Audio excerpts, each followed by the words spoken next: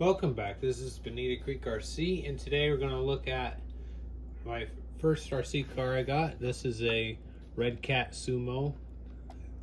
I think that's what they called it. It's a 1/24th scale, four-wheel drive, little beginner basher.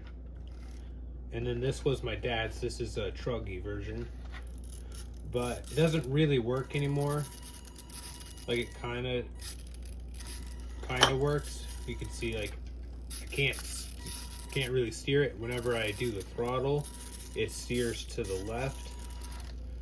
It just has electronic problems. But that's not the only problems it had. Rocks could also get into the diffs, and it has plastic diffs, and it just the rocks would eat up the gears inside. You know, we put the bigger motor in there. This is a 180, and they came with like 130 size motors, so it did make it a bit faster, but it's just the receiver is fried in it, and it's a 2-in-1. But all it is a computer board in the bottom of the chassis here. So, and they quit making parts for these a long time ago, so I can't really fix it. And I scavenged parts from this one to get this one working as good as it does. We did put some upgrades on it, like metal drive shafts on it. And these are friction damped shocks, there's no oil in it. And the weird thing about them is that they run on 4 AA's.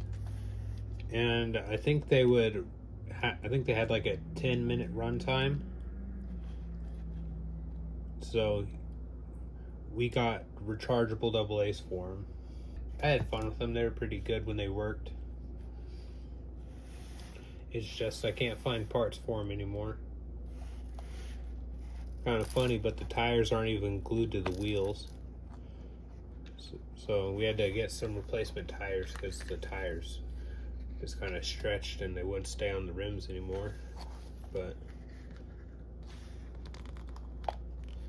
and I actually used, like, I tried these tires on my SCX24C10, and they did have a little bit more grip than the stock tires, but the problem with these is that they're made with a groove in the back, and it doesn't have a wheel hex. It goes straight to the pin to the wheel for the drive instead of a pin wheel hex, and then the tire goes on the wheel hex, so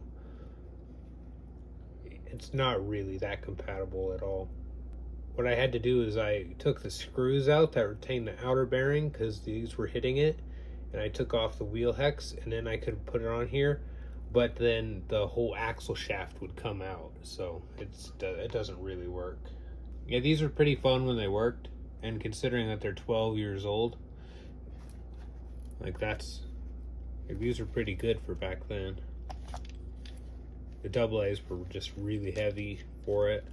And sorry this isn't much of a video, but I ordered the wrong parts for one of my other rigs that was supposed to be for this week's video, and the parts aren't going to show up in time, so I thought I'd just show you these cool little rigs. But alright, I want to thank you for watching. Like, comment, subscribe if you like what you see, and we'll see you in the next one.